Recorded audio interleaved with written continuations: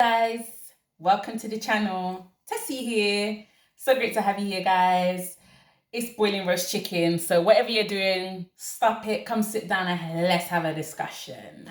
Grab yourself a glass of something nice. I have sugar-free lemonade. Come sit down with me and let's talk. I'm supposed to go and collect my Burberry bag today, but it's too hot. I'm just not gonna do it. Maybe tomorrow. I don't want to leave the house. And as you can see, I'm wearing my pajamas. It's just that kind of day. It is what it is. So I wanted to talk about something really interesting. And I wanted to discuss the reality that, it's occurred to me in the past couple of years that the frustration Black women experience with their natural hair and their natural hair length starts from childhood. So what do I mean by that? The frustration that Black women experience all over the world. So in the UK, in Europe, in the US, Black women in Africa, and especially Africa, it all starts from there. It all originates from childhood and how you're treated in childhood. It's a mindset that's embedded into the psyche, and we are conditioned to think like this and be frustrated about our hair right from childhood. So what do I mean by that? I mean, when I was a child, as you guys know, I'm Nigerian, born in the UK, but I schooled in Nigeria for 2 years when I was about 13. And I went to a boarding school, a Catholic school run by priests and nuns. So it was really Catholic. It was Catholic. It was strict, as strict could be. And I was always a rebellious child. I did not take nonsense from anybody at that age. But I noticed that as young girls, we were not allowed to have our natural hair out in its natural form. This was forbidden in our school. So right from a young age, we were told that our natural hair was unkempt, it was unsightly, it was unpresentable, it was ugly to look at in its natural form, and it had to be manipulated and hidden in order for us to be acceptable in the eyes of others. So the priests and the nuns enforced this rule, literally. If you did not get your hair braided every single week and it did not look fresh, your hair would be cut off. So right from a young age, we were told that we were unsightly to look at in our natural form as Black women, and we would be punished if we did not manipulate our hair to make it look more presentable or palatable. However, this presentable idea comes from a colonial mindset, bearing in mind, because that's exactly what they used to do during the colonial times.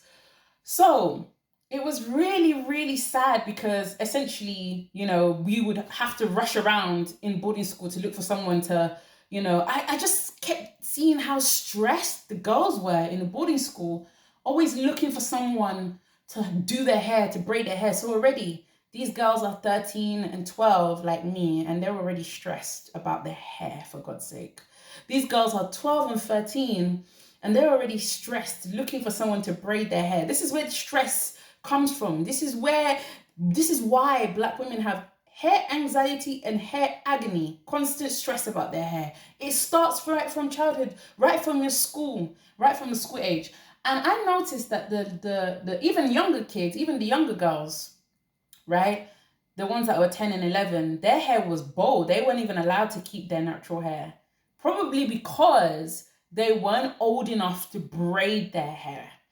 So because they weren't old enough to braid their hair, the nuns and the priests didn't want their hair just out. They weren't allowed to have their natural hair out. Again, the demonization of your natural hair, of the length of your hair, of the type of hair you have. And so the kids were forced to cut their hair and go bald completely in boarding school. The younger kids, the ones that's 10 and 11. And the ones that were around 12 and 13 in my class, like my age, had to go and look to get their hair braided every week or be forced to cut it off. Now, I was infuriated with this whole idea because back in the UK, you don't have to cut your hair off if you can't braid it. You can just carry your natural hair out as a Black woman, as a Black girl. So I chose to cut my hair off because I was frustrated and I was infuriated with the whole idea. So I did cut my hair off when I was like 13 for a while. And it was just sad because I noticed that the boys' school opposite us, The boys did not have to cut their hair. The black boys did not have to cut their hair at all. It was only us black girls who had to have our hair consistently done all the time. And even kids as young as 10 and 11 were being told that their natural hair was unsightly. And it just made me to realize this is why a lot of black women suffer with the length of their hair and the frustration that comes from it. Always consistently trying to grow their hair, always consistently trying to cover their hair up with wigs or weaves or whatever. And look, this is one school in Nigeria. Imagine the rest of the schools across a country of 200 million people. Imagine the rest of countries in Africa having the same type of mindsets and telling the same type of things to young black women. Do you see why do you see why black women are where they are when it comes to their hair? Do you see why they are where they are? Okay. Because this mindset is being embedded. It's a conditioning. It happens through punishment. As I said, in my school, you were punished. You know, maybe if you didn't do your hair, you might be beaten. You might get beats, you might get whipped or whatever if you didn't do your hair. So this is a conditioning that happens a lot.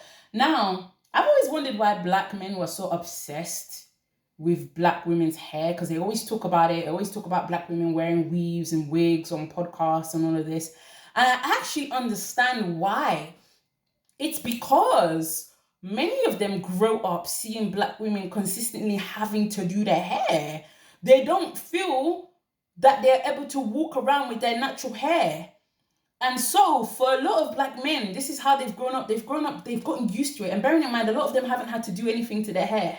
They haven't had to do anything to their hair. It's only black women. So that is why they feel comfortable talking about it, because they've grown up seeing black women consistently right from a young age, right from childhood, being told that their hair is a problem. They need to cover it. Even mothers, when they're doing black girls' hair, a lot of them get frustrated. A lot of them say, sit one place. They make the black child feel bad about the hair type that they have, the burden of their hair. And look, guys, I was a rebellious child. Like I said, I am a reformed crazy person. I was a rebellious child. So I gave my boarding school hell over my hair.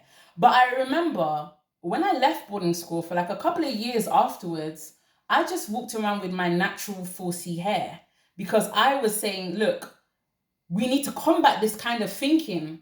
And you know what? This is why a lot of girls in Nigeria and African countries, you may notice this, there is an obsession with bone straight long wigs. There is an obsession with that. And it comes from this type of conditioning that a lot of African girls experience in boarding school or schools. It doesn't even, not even just boarding school. It could just be any school in any African country.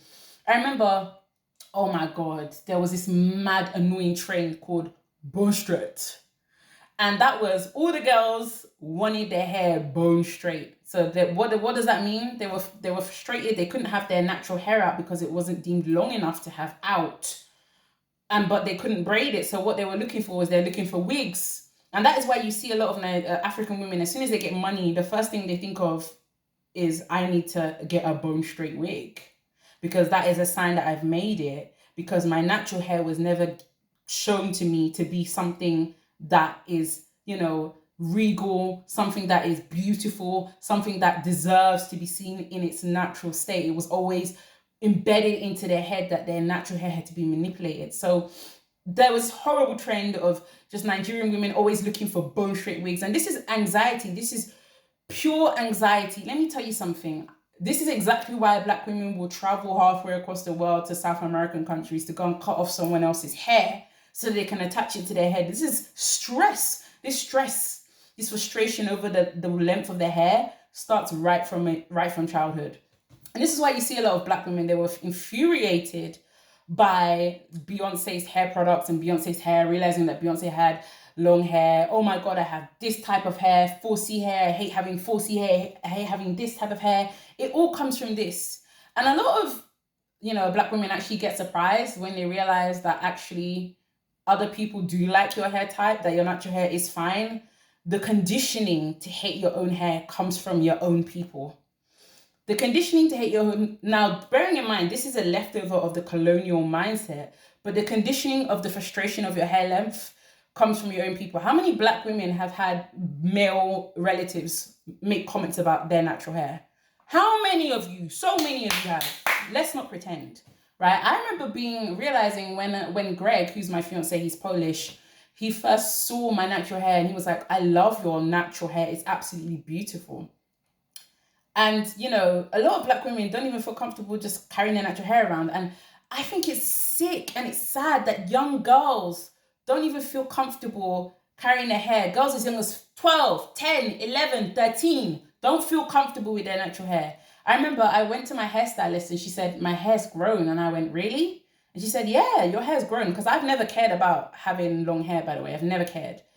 And she was like, that's good. I see a lot of black women come through my doors and they're always agonizing about their hair and it makes them stress and it gives them anxiety. And look, you can actually have your hair fall out from stress. So I really wish as black women that we can understand this conditioning and work hard to stop it for the next generation. Young girls should feel comfortable carrying their natural hair. So yeah, that's what I had to say. Thanks for watching and don't forget to subscribe.